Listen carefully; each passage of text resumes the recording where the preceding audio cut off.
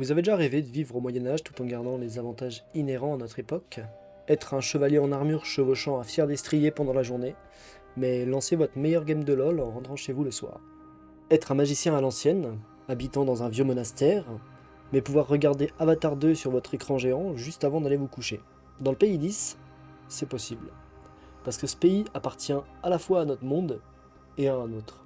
Salut à tous, c'est Stardiba, et aujourd'hui, faut que je vous parle du Livre des Étoiles d'Éric Lhomme.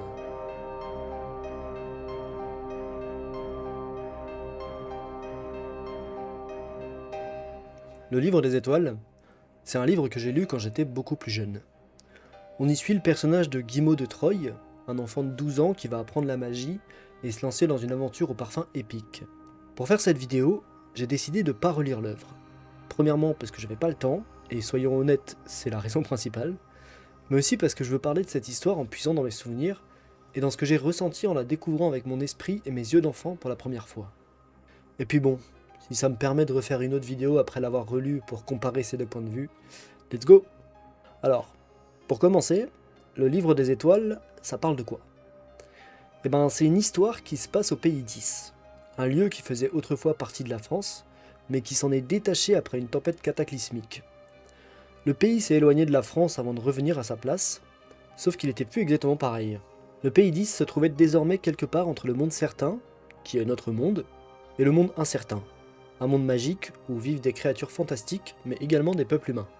Étant donné sa situation particulière, la vie dans le pays s'est également développée d'une manière particulière. Il existe, par exemple, un ordre de chevaliers à Is, les chevaliers de la confrérie du vent, ainsi qu'un ordre de magiciens. Mais Is n'est pas complètement coupé du monde certain, et les habitants du pays ont accès à des ordinateurs et d'autres produits modernes du genre, ce qui donne un mélange assez étrange lors de la lecture. Un personnage qui rentre de l'école en carriole mais s'enfile des tartines de Nutella une fois rentré à la maison en lisant le programme télé, voilà le décor 10.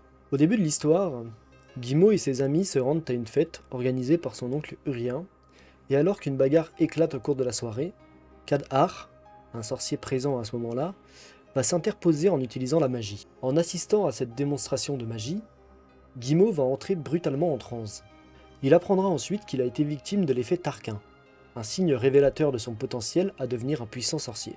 A partir de là, Cadhar le prendra sous son aile en tant qu'apprenti et Guillemot commencera à étudier la magie. Finalement, alors qu'il se fait harceler par Agathe de Balangru sur une plage, des Gaumont surgissent subitement et enlèvent la jeune femme sous ses yeux. Guillemot découvrira ensuite qu'il était la véritable cible des créatures mi-homme, mi-poisson originaires du monde incertain, et décidera de se lancer, accompagné de ses 4 amis, Ambre et Coralie de Cracal, Gontran de Grume et Romaric de Troyes, son cousin, à la rescousse d'Agathe de Balangru en traversant la porte qui mène dans le monde incertain. Malheureusement, Guillemot va faire une erreur au moment de réciter l'incantation qui ouvrira la porte vers le monde incertain, et lui et ses amis vont se retrouver séparés et transportés dans divers endroits du monde incertain. A partir de là, on suivra les aventures de chacun d'entre eux séparément dans le monde incertain tandis qu'ils cherchent à se retrouver et à libérer Agathe des griffes de ses ravisseurs. Le Livre des Étoiles comprend 3 livres. Le premier tome s'intitule Cadhar le sorcier, le deuxième tome est Le Seigneur Chat, et le troisième est Le Visage de l'ombre. Si j'ai bien compris, un tome 4 est sorti récemment, et aussi incroyable que ça puisse paraître, l'auteur de cette suite semble être un fan de la série. Apparemment, ce fan aurait présenté sa suite à Éric Lhomme qui a tellement apprécié qu'il a décidé de la publier en tant que suite directe à la trilogie pourtant terminée 20 ans plus tôt. C'est pas tous les jours qu'on entend parler d'une histoire comme ça, et je trouve honnêtement vraiment admirable de la part d'Éric Lhomme d'avoir accepté de faire une chose pareille. Je pense pas que ce soit simple de laisser son histoire entre les mains de quelqu'un d'autre de cette manière. Mais revenons-en à notre sujet.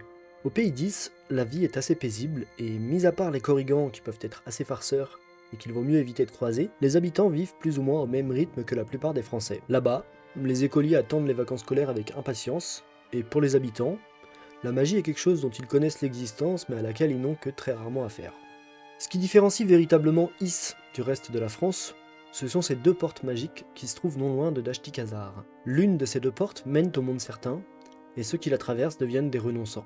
Des habitants 10 ayant décidé de quitter le pays pour rejoindre le monde certain et aller vivre en France. C'est le cas du père de Guillemot, que ce dernier n'a jamais rencontré.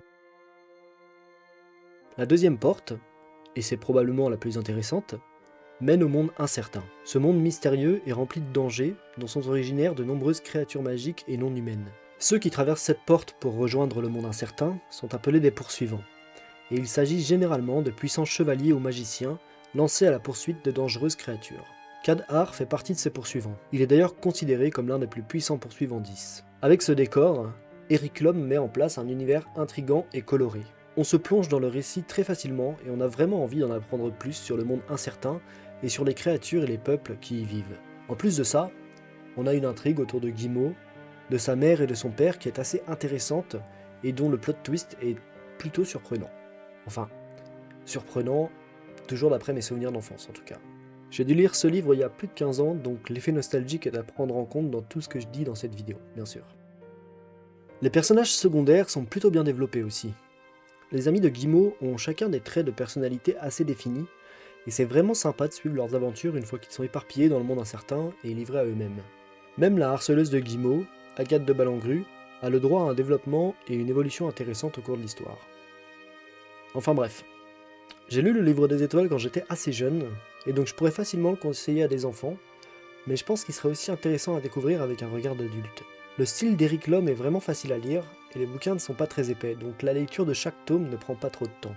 Si vous cherchez quelque chose à lire en ce moment, mais que vous ne voulez pas vous lancer dans une longue saga de 50 romans comme, je sais pas, disons La Guerre des Clans par exemple, pour pas citer ma dernière vidéo, je vous conseille le livre des étoiles.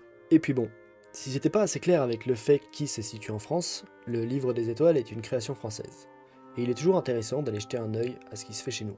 Voilà, c'est tout pour moi. N'hésitez pas à cliquer sur ce petit bouton s'abonner juste en dessous de la vidéo. Et moi je vous dis à la prochaine. Bye.